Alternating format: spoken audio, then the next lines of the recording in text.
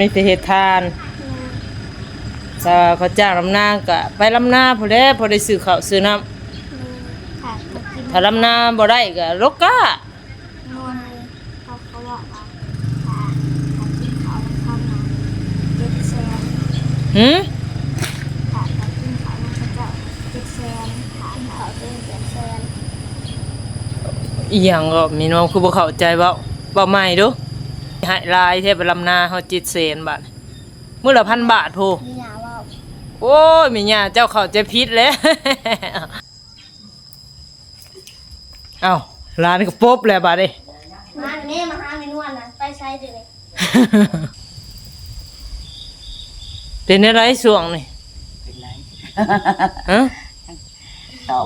ขาดเคินคือเก่าโดยขาดเคินหยังแล้วบาดนี้ไปว่าเนี่ยก็ยังบ่ได้เงินซ้ำเขาไปลงตลาดแล้วไปป้าอยู่กันเขาเป็นอะไรอันเขาคือว่าจะเว้าหยังกับเขาบอกยังจักเละบอกอยู่ใส่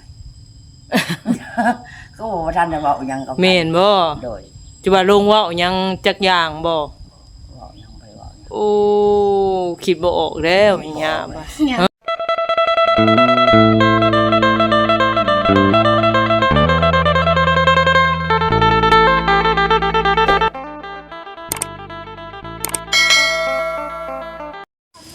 สบายดี FC เนาะมื้อนี้ก็ทางสนองก็พี่น้องเอ้ยมาเยี่ยมมายามทางน้องส้มโอเนาะพี่น้องเนาะก็ถือว่านานๆทีเนาะพี่น้องเนาะช่วงนี้ก็คือว่าแหละเบิดเวียกเบิดงานทางบ้านนอกแล้วพี่น้องเอ้ยก็นานๆทีนึงมาเยี่ยมมายามเพิ่นเนาะกับมื้อนี้ก็ได้ยินข่าวอยู่พี่น้องเอ้ยมื้อนี้ก็สิเข้าไปทดลองความรู้สึกด้วยว่าจากใจญาน้องทางน้องส้มโอน้องพี่น้องเนาะก็สีเบาเหยาะเพิ่นพี่น้องเอ้ยว่าสีอาการเป็นจังไดน้องพี่น้องเนาะสีดุเพิ่นในจังน้อยพี่น้องเอ้ยเอาจังไดเนาะมาลุ้นกันว่าทางสนวนกะสีเว้าเป็นอยู่บ่หรือว่าอะไรเนาะพี่น้องเนาะส่วนใดก็อดบ่ได้ทางสนวนกันเนาะส่วนใดก็หัวละพี่น้องเอ้ยมื้อนี้ก็ทางสนวนกะสีทดลองเพิ่นพี่น้องเอ้ยกะสิเว้าถามความรู้สึกเพิ่นหั่นล่ะเนาะว่าเพิ่นไปเฮ็ดหยังมาจังซี่จังซั่นลองเบิ่งเนาะพี่น้องเนาะอาการเพิ่นสิเป็นจังไดพี่น้องเอ้ย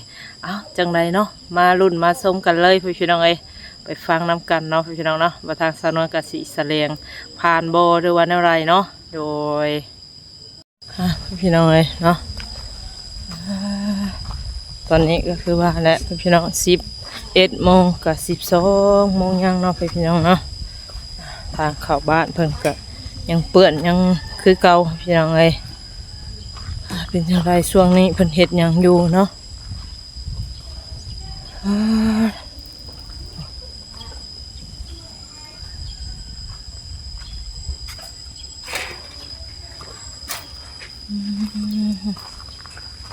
ดอกไม้พี่น้องเอ้ย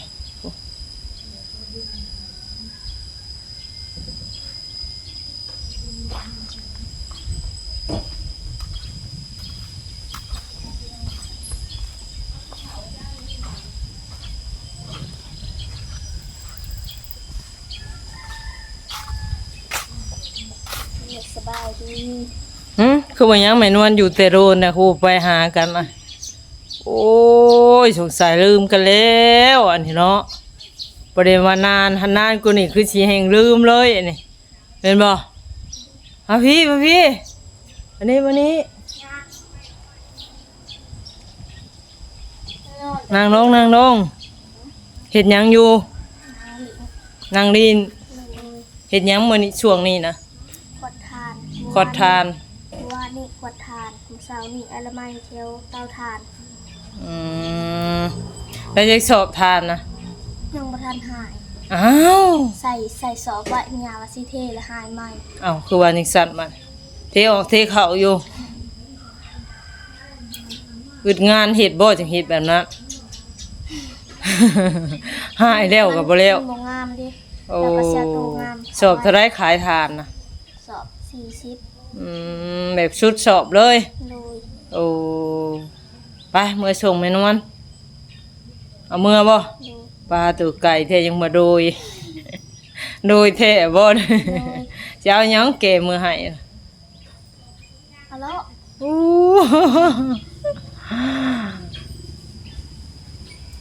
ขายจักเทื่อแล้วแต่เฮ็ดมาทานนะ แต่ตอนไปขายวันสิขายบ่ว่านี้ได้ขายสอบหนึ่ง เอาคือขายเทื่อละสอบเทื่อละใดมันสิพอกลุ่มกินกลุ่มอยู่บ่วะ ไปขายวันสิขายกับหมู่บ่ว่านี้ โอ้มื้อนี้เด้ซะ มื้อนี้บ่ได้ไป อืมเอยโม โดย เอยโมบ่พาไปน่ะ โดย อืมเอยโมบ่ได้เฮ็ดเวียกหยังบ่ช่วงนี้ เมื่อวานนี้มีคนมานำเราไปล้างถ้วยแก้วกินของ เราก็ไป โดย โอ้หารอาหารบ่ โดย โอ้เป็นจังซั่นชุมเจ้าบ่ได้นั่นบ่ซะบ่ได้ไปหารับจ้างรับนาบ่นี่ล่ะ เขาถามอยู่ หึ เขาถามอยู่ เขาถามอยู่ โดย ถามหาคนลำนาบ่ โดย คือบ่ไปเสียชุมเจ้า มีหมูและมียา เพิ่นบ่เอาบ่ได้ว่าได้ไร เอาเป็นขี่เมื่อวานซื้อเนี่ยเป็นขี่รถมาหา นี่เด้นี่ไอ้เพิ่นเว้านี่ใกล้ๆนี่เจ้าบ่ลงไปถามเพิ่นว่ามื้อวันพุธแล้วบ่ อย่างปี ยันปีง โดยบ่นะ เอาคือว่ามีปีง นี่ ก็ใส่ส่งอันนั้นเด้เห็นบ่ส่งข้าวขายน่ะเป็นแบบยางเฮาเด้ล่ะเอารถไผมาแต่ไสน่ะฮะขายยังน่ะถามบอนถามทีมาส่งหยังน้อมีแต่เฮ็ดทานถ้าเขาจ้างลำนาก็ไปลำนาพอได้พอได้ซื้อข้าวซื้อน้ำ ค่ะก็กิน ถ้าลำนาบ่ได้ก็รกกะ นวลเขาบอกว่าถ้ากินข้าวแล้วเข้ามาเจ็ดแสน หืม ถ้ากินข้าวแล้วเขาจะเจ็ดแสนถ้ากินข้าวเป็นเจ็ดแสน อีหยังก็มีน้องคือบ่เข้าใจเว้าใหม่ดู เงิน ฮะ เงินเงินค่าจ้างนะถ้ากินข้าวแล้วเขานะเขาหายเจ็ดแสน มื้อหนึงน่ะเว้าไปเลยเว้าดีๆผู้ใดสิให้หลายแท้ไปลำนาเฮา700,000 บาทมื้อละ 1,000 บาทโพ มีหยาว่า โอ้ยแม่ย่าเจ้าเข้าใจผิดแล้ว กินข้าวน้ำเขาแม่นวลคิดว่า70,000แม่นบ่ถ้าบ่กินข้าวน้ำเขาให้100,000บ่ได้ว่าอะไร เส้นคุกว่าล่ะ เส้น5เส้น6มันก็พอไปเด้กูพากันไปสะอาวก็ลำเป็นนะว่าอาวนะหืม วันถีบก็จะเอาคน คนในบ้านบนสิมบ่ ดู โอ้ก็สิพากันไปวัด4นี่ล่ะบ่ ทำมีหยาถ้ามีหยาไปขนาดก็ไป อ้าวมียาบ่ไปคือบ่ไปชิมเจ้า ข อ่ะ นาดไปถ้ามีหยาสั่ง อ้าว มีหยาบ่สั่งขนาดบ่กล้าไป โอ้คำสั่งคือแม่ย่าอย่างเดียว โดย ถ้าแม่ย่าบ่สั่งบ่ไปทางใด โดย โอ้อีว่าจังสัตว์บาดนี่มาแม่ย่าออกมาเฮ็ดหยังน่ะแม่ย่าน่ะพี่มาพี่มีแน่อยากถามนี่มีแนวแล้วจังบุกมามื้อนี้ฮะ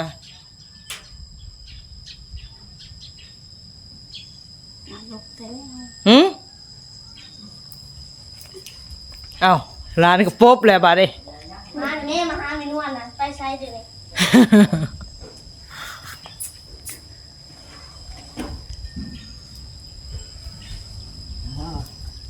เป็นอะไรเดี๋ยวนี้ ฮะ นอนบ่ เอากินข้าวแล้วพักผ่อนปวด โอ้ยเนาะบาดนี้สบายแท้เนาะ เอวนี่ไหล ให้สมโบเหยียบแล้วเลยสมโบบ่ได้เหยียบนวดให้มียาบ่ คันแข็งๆแห้งๆเลยจะให้บีบให้เหยียบนะ ยันพริกอันเส้นเอ็นเนาะ โอ้ยคนบีบไปเทียบฉับ เอ้าแม่ย่าเสลยคำสั่งให้หลานไปลำไรลำนาอยู่บ่ ยันดำบอกเป็นจะถามสมโอเดียวช่วยยันแล้วไว้ก่อน หืม เป็นเพิ่นว่าเป็น ถ้าว่าเป็นก็ไปเด้เนาะ พังเบิ่งมือวันอาทิตย์เขาเจ้า ย่าพาไปบ่ เขาชวนนะเขาว่ามือวันอาทิตย์นี่เราบ่ทัน สิให้หลานไปหรือว่าแม่ย่าก็ไปนำ เรา ก็ว่าจะไปอยู่ เป็นโลกาลำนา โลกามันบ่ได้หลายดอก นี่มันมีสองอย่างที่เขาจ้างนะถ้าบัตรละโลกานี่ก็มัดละ2,000ถ้าบัตรลำนานี่ก็เฮาก็มีแต่ลำเล่ผู้ลำก็ได้ผู้ลกก็มีแต่ลกหรือว่าจะสิมีแต่ลำแล้วก็เอารายบันบางทีอาจสิเมาน้ำกันเบ่สองก็มีอีกตามผู้จ้าง แม่น อืม ทางเบิ่งโลกาบ่ได้เงินหลายดอก มันเมื่อยบ่ มันเจ็บมือดิ แต่เฮาสู้เฮาเมาอันนี้นะ เจ็บมือ จะสุด เจ็บมือ ใส่จกมือให้กำนี่บ่ได้แล้วหลอดเลย เป็นอะไรมันเฮีย จังหวะนี้เฮียแล้ว บ่คือมือเฮาเนาะ แม่น อืม มือ อืม ขดทานน่ะยังบ่ทันหูว่าได้จักสอบนะ เอาคือบ่พากันหายกันเฮ็ด ก็ ซะ สิหายตอนอันนี้ก่อนมาพักผ่อนก่อนนะไปกินข้าวแล้ว เฮ็ดหยังซะแต่เช้า ไปเช้าคุณก็แป้งอันนั้นแน่ เพลงหยัง แป้ น่ะ บนขด เป็น ทาน บน เด้ กด เออ ทุกคนก็ยุกหยา อืม ยุกหยาก็แป้งมงนั่นแหละแล้วก็เอาขี้เงา ลู มั ก นออ หยาก แหละแล้วก็ไป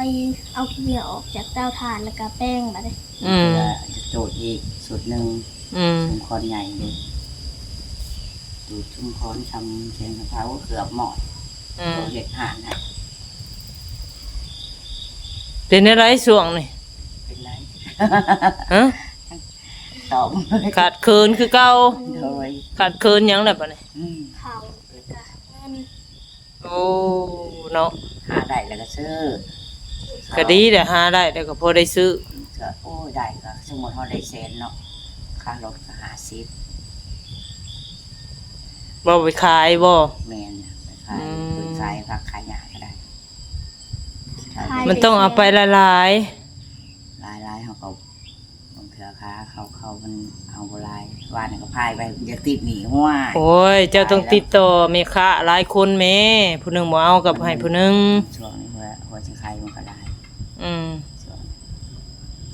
ไปว่านี่ก็ยังบริเงินชับเขาไปลงตลาดแล้วไปป้าอยู่กันเขา เป็นได้ไรอันเขาคือว่าอันจะเว้าหยังกับเขา บอกยัง จักเละ บอกอยู่ใส่ ก็บอกว่าท่านจะบอกยังกับ แม่นบ่ โดย จะว่าลงเว้าหยังจักอย่างบ่ บอกยังไปบอกยัง โอ้คิดบ่ออกแล้วอีหยังบ่ฮะ ยังบริบอก ลุงเว้าอันนั้นเว้าน้ำเขาหั่นแหละไผสิบ่เห็น ท่านเลยไปประชุมเมาอย่างเถื่อ บ่ได้เว้าหยังบ่ บอกมันจะไป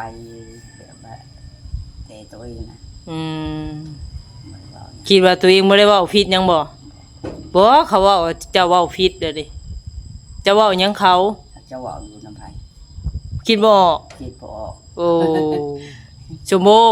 ย่าไปเว้าน้ำไผ ไม่ได้ว่าน้ำไผ่ เว้าแต่น้ำเจ้าสองคนบ่ โดยคู่มือกาบางทีกาในเพ่นห้องถามแม่มาแต่ไซอยู่ไซเฮ็ดอะไรอยู่ถามนั่นแหละ มันเป็นกระถามมิตรนั้นแหละถามไรขานบอกน้ำเนาะเราบอกรับอะไรนะ บ่ได้เว้าน้ำไผผิดเบิ่นบ่ โดย โอ้อ้าวเดี๋ยวหลังคลิปสิเว้าเสลยให้พี่น้อง อันนี้ก็บ่ขออนุญาตออกแบบเผยแพร่เนาะ จะบอกยังบ่ได้บอกยัง มั่นใจว่าตัวเองบ่ได้เว้าหยังผิด คันว่าออกไปก็คันจะโหวตว่าให้โมเนาะบอกไปกับของโม อืม โมได้ก็เป็นของโม อืม เฮาได้เป็นของเฮาแต่โมได้เฮาจะไปเว้าเฮาก็บ่ได้คือกันเป็นของเขาคือกัน เว้าเรื่องผิดเรื่องเถียงตกใจเด้อเนาะ โดย โอ้บ่ได้ผิดได้เถียงกับไผ บ่ได้ปิดกับไผ เออ ไปจะเว้ายังก็ยากไปจะเสียดยังก็ตามบ่ อื เช่น มดีแล้วถ้าคิดแบบนั้นก็ดีบ่ตอบโต้ไผ โดย มีซำใดเฮาคือกินซำนั้น โดย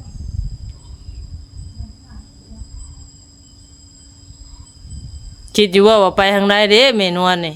โดย แล้วเมื่อป้าแล้วบัดนี้ คิดบ่ โดยเมียไม่นอนถิ่นแล้วอ่ะ โอ้ทิ่มขี้เหงื่อแล้วดิ โดย บ่ได้ทิ่มขี้เหงื่อแล้วพุ่นชะออกมาแต่ขี้เหงื่อได้เจ้าชุมเจ้านะอยู่สนุกสบายเฮือนซานานเป้งก็มีอยู่มีนอนเด้ถือว่าสมบูรณ์แบบแล้วมีแต่ซอกแต่หาเงินหาคำซื้อข้าวซื้อน้ำกินนั่นแหละ เราหากันหาทำก็แห้งเขาซอกเนาะ แห้งเฒ่าโซะ ก็พอก็ได้แล้วก็บ่สมบูรณ์แล้ว อืม ก็บ่คือเก่าแล้ว ก็คือเว้าอะไรเขาต้องสู้ต้องทนได้บัดนี้หาด้วยน้ำเค็งน้ำค้าเฮาแลบัดนี้อันสิใส่เพิ่นมันก็บ่ได้เนาะอิงตามเพิ่นหั่นแหละเพิ่นสิช่วยเฮาตลอดก็เป็นไปบ่ได้ โดยต้นเพิ่นก็แล้วจะเป็น เป็นช่วงหั่นแหละเป็นช่วงเพิ่นอยากซอยเพิ่นบ่ซอยเฮาก็หาเองเด้เฮาบ่หวังนํเพิ่นซะเรื่องนั้น โดย เพราะว่าเพิ่นซอยเฮาวิทย์ได้เด้พ้นได้เด้มีแต่บืนหาซื้อกินซื้ออยู่เลี้ยงท้องแล้วตัวใดควรซื้อก็ซื้อตัวใดบ่ควรซื้อก็บ่ซื้อคือเสื้อผ้าแพรเฮามีใส่อยู่เฮาก็บ่ซื้อ มีใช้ มือนักกาพอดีเอา พอดีได้ ผู้ให ว่า ญ่ผักเสือมาใหาย โอ้ลายบ่ เลยกับบรายปันใด เครื่องหนึงทุกคนได้ส่งเสือ แม่ย่าบ่ได้ บางอย่างบ่ได้ อ้าวน้อยใจอยู่บ่ล่ะ ก็บ่น้อยใจ โอ้ แค่ส่งพอดีเพิ่นเด้ ยันว่าร้านชงคนก็ได้หลาย กูก็ได้หน่อยแท้วะ อันนี้กูก็สินงตัวว่าเฮ้ยย่าหาจักได้เพิ่นน่ะเด้ อืม อันนี้ก็กูเอาตัว ตะกี้ แก่ นะ ตัว เพิ่นให้ ก็น้อย ได้ เอา ได้กระมู เด่นอะไร รุ่น ได้ รุ่นที่2แหละได้ลาย อืม ตัวใหม่ตัวเก่า นี่ก็เสือผู้ใหญ่ใจดีบ่ให้นี่ บ่อันตัวเก่าอัน โอ้ นักสัก เอาเด้ซะได้ยังเอา ได้ยู่อันนั้นก็ได้ โอ้ เอาได้ลาย ยังได้ลาย อืม สุดแม่บิ๊กมา เงิ นี่ น มีแต่โตงาม อืม ซื้อใหม่ๆสดๆโลกกันมา อืม ชุดแม่บิ๊กมาแหละได้ลายเหรียญ อืม เครื่องไม้เครื่องมงของเขาดอยแน่เสือไม้ก็เพิ่นก็ซื้อให้เฮาบ่ลมมีแต่ลมมานี่แหละลองดูโอ้บ่ได้ได้ยาเพิ่นว่า อ้วนขึ้นแน่นั่นก็เนาะรู้สึกอ้วนขึ้นได้ กินหลายได้ โอ้ กินหลายแห่งไหลไปหาเลยไปกินหลายแห่งไปหาเงิน กินกะเหย้าอีก อืมกินหลายกว่าชมโบบ่ สำคัญ โอ้ อันนี้อันหนึงเขาสุกกูมันนั่งบ่วยอยู่พี่แหละ โอ้ มีดอกแล้วบ่วยจะไป ไปกินข้าวหลายเอาเว้าตรงๆเอา อันนี้เป็นกินก้อนแต่เช้า อือ ปั่นเขา มื้อละติบน้อยเบิดบ่ กินแล้วเดี๋ยวนี้กินแล้ว ฮะ มื้อละจักโลมาข้าวเนี่ยเอา เอาสมมุติ2โลนี่เฮามาบ่ได้หมดจองไว้อยู่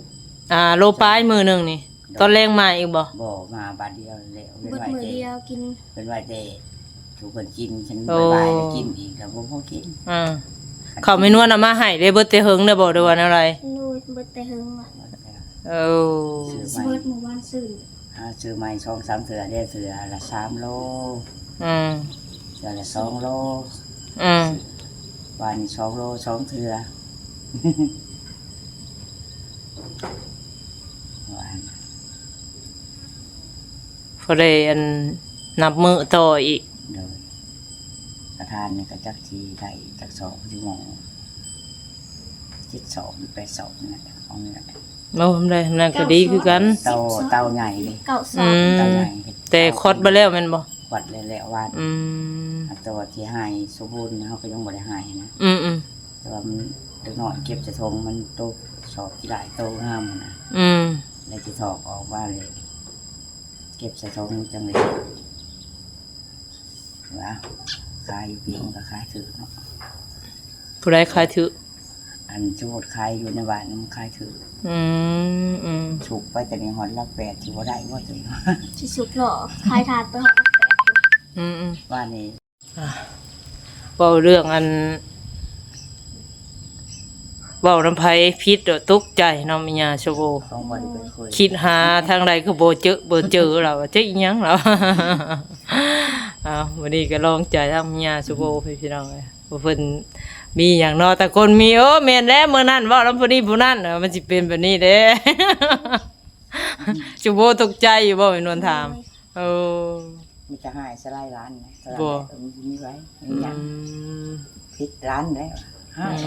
เนาะ หายแหล้หายทางที่ดีก็บ่เป็นหยังแค่เดมจะตีเสียสินเสียเอ็นน่ะบ่ได้แบบนั้นถือว่าเจ้าทำลายอันน่ะคนที่บ่ฮู้หยัง ขี้ข้านก็ให้ อีกหน่อยบ่ฮู้เรียนสาคือเพิ่นเว้าอันนี้ ให้เพื่อ จักหยัง ยังไงเขาจักความแบบเกี่ยงกาบน้ำมอนนะ อืม กินแต่เขาจัก อืม ขี้ข้านเราก็ยังให้กินเขาหน่อยก็เว้า อืมไปกินก็เบิดแล้วเนาะบ่มีลมหายใจแล้วแม่นบ่สมบูรณ์ ก็ยังได้กินคือเก่า อืม เป็นบ่มื้อนี้เห็นเฉยกินข้าวเอาโอ้ กินกับหยังมื้อนี้ ก ได้ปลามาหวานนี่เด้มาต้มปน ปลามาจะใส่เอา มาจากตลาด โทรทัศน์ทีวีได้เบิ่งคือเก่าบ่ คือเก่า มีหยังขัดของเนาะมีแต่เงินขัดของเสียให้เพิ่นแต่ละเดือน โดย ก็เสียค่าน้ำกินแล้วก็เสียค่าไผ่ ขาไผ่ขาน้ำชื่อนั้นชื่อนี้ได้ ตุก8,000ได้แม่นบ่ โดย สิกินน้ำ เก่า เก่าเลยคือยังดีเพิ่นมาส่งเฮาเอาไปเอาว่าลำบากอีก น้องคนเขาก็เพิ่นเขาก็ขี้รักเขาอีก อืม ยานะบาดนี้บ่มีเลยหมดดำตกอยู่แล้วดำตกทำได้แล้วก็เอามันได้ยาก ยากเนาะ ยากไปเขาจืดตัวเขาไปอันยังเขาจะก็เขามาให้2 ตุกให้2 ตุกบอกเอาตุก1แล้วจ่ายชดเขาก็ยังว่านั่นอยู่ เอาจะพยายามสู้กันไปเลยล่ะเอ้ยวันนี้ก็มาเยี่ยมมายามถามข้าวให้พี่น้องเอ้ยก็คือว่าหั่นแหละมันบ่มีเวียกดอกนานๆมาหาสุบโอที่นึงว่ะ โดย เลยมาสายนี้แน่มื้อนี้